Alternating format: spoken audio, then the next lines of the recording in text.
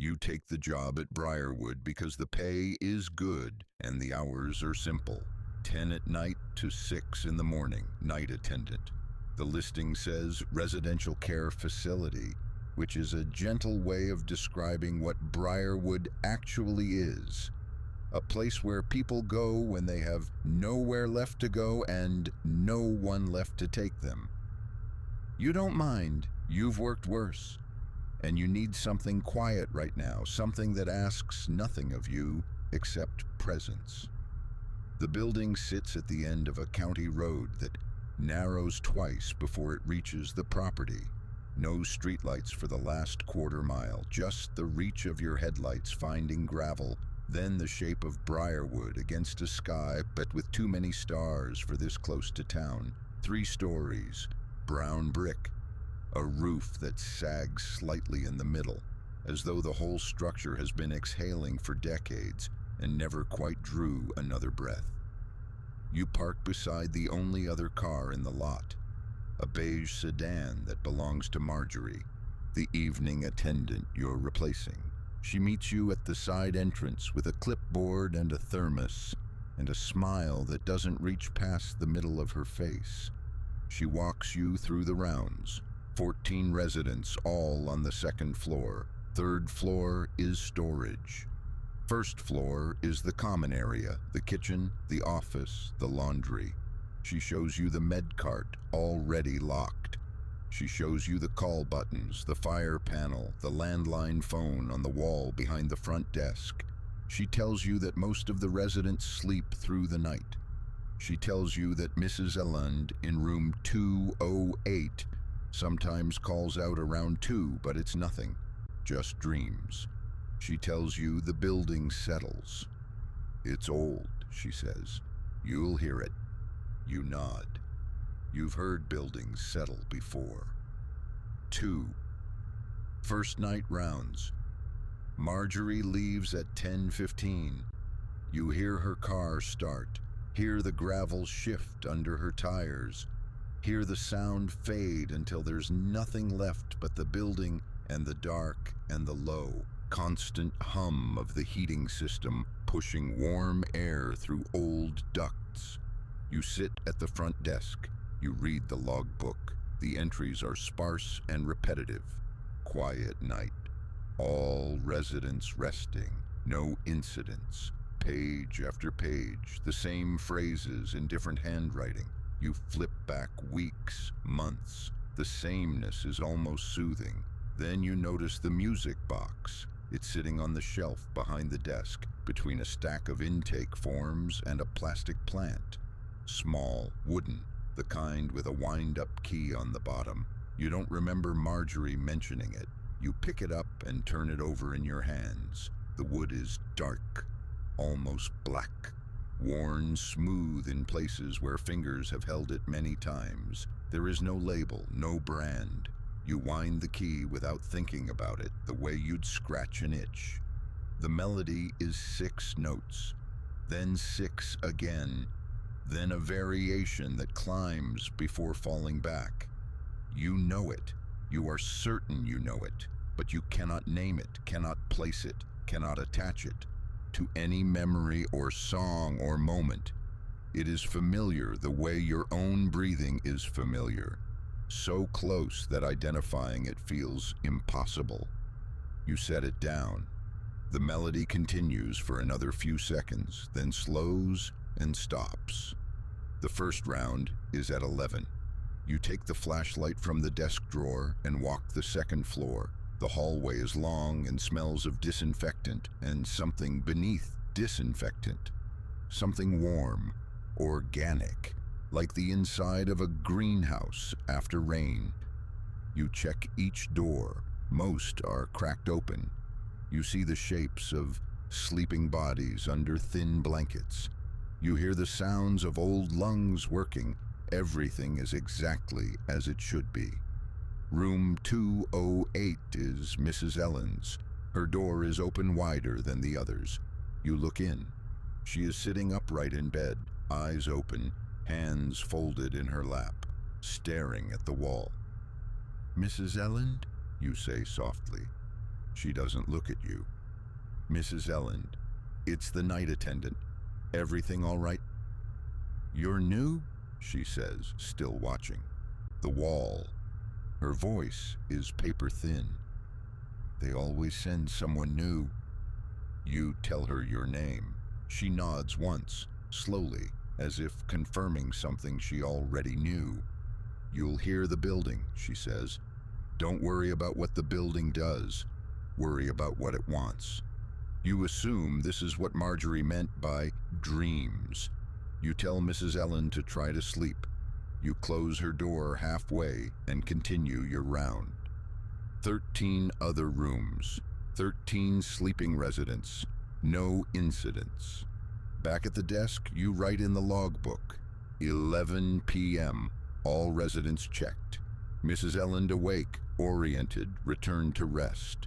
You sit. The heating system hums. The building is still. And then very faintly, from somewhere you can't identify, above you, below you, inside the walls, the music box melody plays. 6 notes. 6 again, the climbing variation. You look at the shelf. The music box is where you left it. You pick it up. The key is unwound. The mechanism is still. The melody has stopped. You set the box down again and sit back. You are tired. It's your first night. Sound travels strangely in old buildings. You've heard that before. You've told yourself that before. In other jobs, in other quiet places. Sounds travel. Buildings settle. The mind fills silence with patterns. 3. The pattern emerges. At midnight, you do another round. Everyone is sleeping. Mrs. Elland's door is closed now, though you left it halfway open. You don't touch it. You tell yourself she got up and closed it herself. The hallway feels longer on the way back. Not dramatically, not impossibly, just you expected to reach the stairwell 4 steps ago, and you haven't. You count your steps. 28 from the stairwell to the end of the hall. You counted 28 on the way down. On the way back, you count 33. You stop at the stairwell door and look behind you. The hallway is empty. The doors are closed. The lights hum. You go downstairs. At the desk, you pick up the music box again. You don't know why. You wind it. The melody plays. And this time, as you listen, something shifts in your chest. A feeling like recognition, like the moment before you remember a word that's been on the tip of your tongue. It's so close. The song is so close to something you know, but it never arrives. The recognition never completes. The melody winds down and the feeling fades, and you are left with the quiet and the hum and the sense that something important just passed through you without stopping. At 1:30, the heating system changes pitch. Not a malfunction. Nothing clicks or clangs. The hum simply drops like a voice lowering to a whisper. The air coming through the vents is warmer than before. Not uncomfortable, just noticeable. You check the thermostat on the wall behind the desk. It reads 72. You don't adjust it. You walk to the first floor bathroom to splash water on your face. The light inside buzzes and catches for a moment before steadying. Look at yourself in the mirror. You look tired. You look the way you always look at this hour, pale, soft around the edges, slightly less real than you were at 10 o'clock. Behind you, reflected in the mirror, the hallway is visible through the open bathroom door. You see the corridor or the desk at the far end, the shelf with the music box, and beside the shelf, standing very still, a figure. You spin around. The hallway is empty. The desk is empty. The music box sits on the shelf where you left it. You look back at the mirror. The reflection shows only the hallway. Empty. You return to the desk. You sit. You write nothing in the logbook. You don't know what you would write. At 2 o'clock, as predicted, Mrs. Elland calls out, not through the call buttons, just her voice, faint and falling through the ceiling. You can't make out words, just the cadence of speech rising and falling, like someone reciting something from memory. You go upstairs. The second-floor hallway is warm, warmer than the first floor. The air has a thickness to it now, a humidity that feels wrong for February, wrong for a building with forced air heating. You can smell that greenhouse smell again. Soil and growth and something faintly sweet, like fruit too ripe. Room 208. The door is open. Mrs. Elland is sitting up again, and this time she is looking directly at the doorway, directly at you, as though she knew exactly when you would appear. "Do you hear it?" she says. "Hear what, Mrs. Elland?" "The song, the one the building sings." Your skin tightens. You keep your voice even. "I don't hear a song right now." She shakes her head slowly. "Not now, between now, in the spaces where the quiet should be. Listen to the walls. The walls remember everything that ever happened here, every person, every sound they made. It keeps them." You check her vitals. They're fine. Pulse steady, breathing normal. You ask if she needs water. She shakes her head. You tell her to rest. As you turn to leave, she says your name, your full name. Not the first name you gave her. Your full name, the one on your driver's license, the one you haven't said out loud in this building. "How do you know my name?" you ask. "The building told me," she says. And then she lies down and closes her eyes, and you stand in the doorway for a long time, listening to her breathe, listening to the walls, listening to the warm air move through ducts that seem, if you're being honest, to pulse, subtly, rhythmically, like breathing. You complete the round. Every resident is asleep. Everything is in order. But the hallway, you count again on the way back, is 37 steps now. You are certain it is 37. Downstairs, the music box is playing. You hear it from the stairwell. The melody, tinny and small, winding through those 6 notes, climbing, falling. By the time you reach the desk, it has stopped. The key is unwound. The mechanism is still, but the air around it is warm. Warmer than the rest of the room. And when you touch the wood, it is not just warm. It is alive with warmth. Not the warmth of something heated from outside, the warmth of something generating its own heat. You pull your hand away. You open the logbook. You flip back. You read the entries more carefully now, the same refrain, page after page. But here and there, in margins, in handwriting smaller and more hurried than the main entries, you find other notes. Things half erased, written in pencil. Music again. 2 a.m. Source unknown. Hallway measurement inconsistent. Maintenance notified.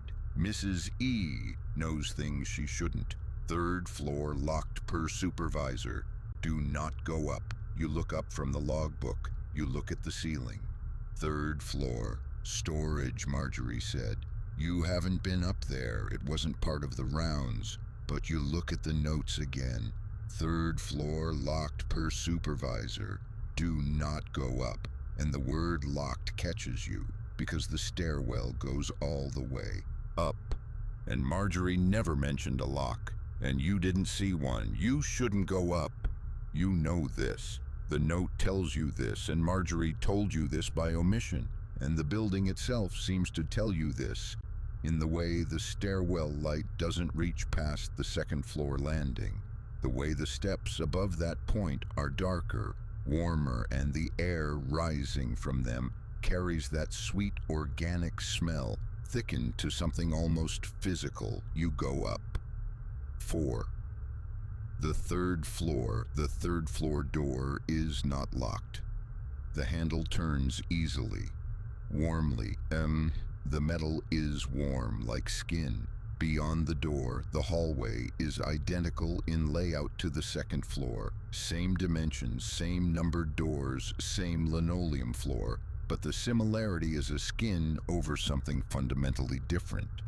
The air here is tropical, humid and dense and scented with earth and sweetness.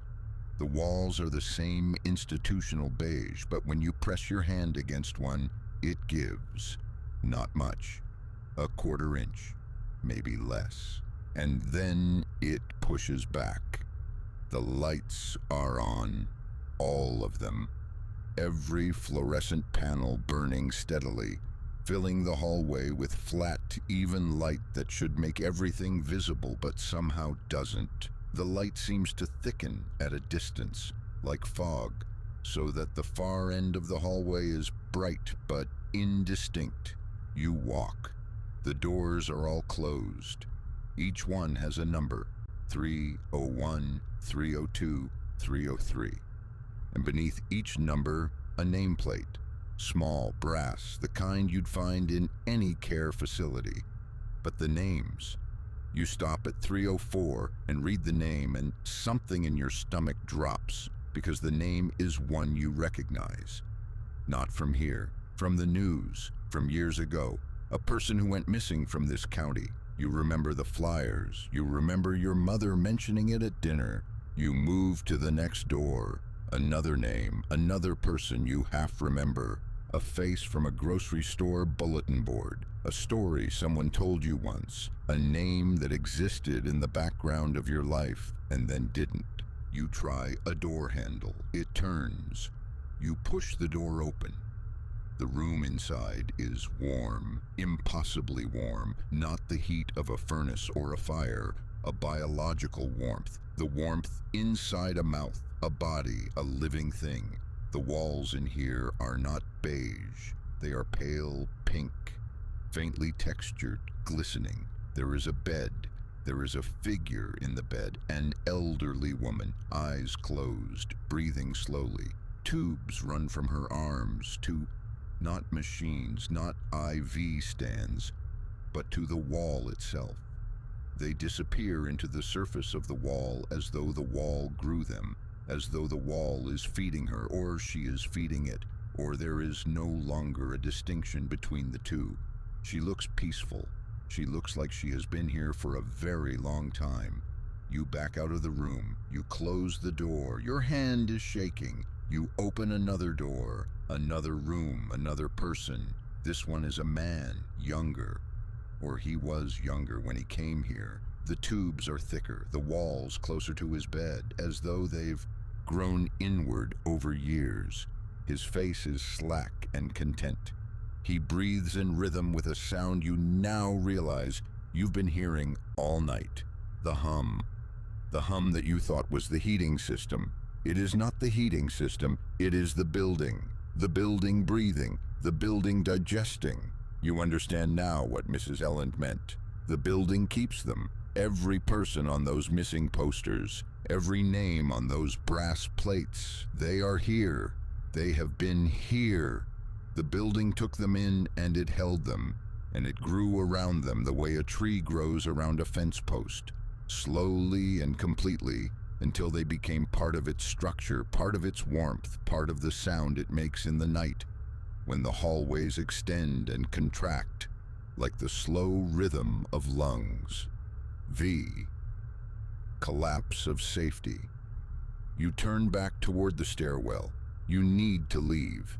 You need to go downstairs, get in your car, drive away, and never come back. The stairwell door is where you left it. You reach for the handle. It is warmer than before. You pull it open. The stairwell goes down. One flight, you descend it. You reach a landing. You push through the door, expecting the second floor. You are on the third floor. The same hallway, the same doors, the same brass nameplates, the same humid, sweet living air. You go back into the stairwell. You descend again. One flight. You push through the door. Third floor. You try again and again. Each time the stairs bring you back to the same place. The building has closed around you the way it closed around the others. Not with violence, not with locks, but with geometry, with patience. It simply rearranged itself so that down leads back to here, so that away leads to the same warm hallway, so that the only direction left is further in. You sit down on the hallway floor. The linoleum is warm beneath you. It gives slightly the way the walls give. You press your palm flat against it and feel far below a pulse. Slow, steady, the heartbeat of something enormous and old and alive.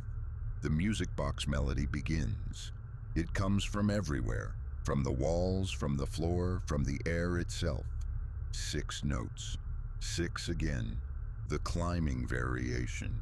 And this time, sitting here on the warm floor of the 3rd floor of Briarwood, with the sweet air filling your lungs and the pulse beneath your palm. This time you recognize it. It is a lullaby, one your mother sang to you, one you forgot you knew, one that has been buried so deep in your memory that only this place, this impossible place, could reach it and pull it back to the surface. And the recognition does not comfort you, it horrifies you. Because it means the building knows you. It has always known you. It reached into your past and found the most intimate, most tender thing it could find. And it has been singing it to you all night, warming you with it, drawing you upward and inward with the sound of your own forgotten childhood. The way a body draws food toward its center. 6. Finale. You stand up, you walk to the nearest door, you open it. The room inside is empty.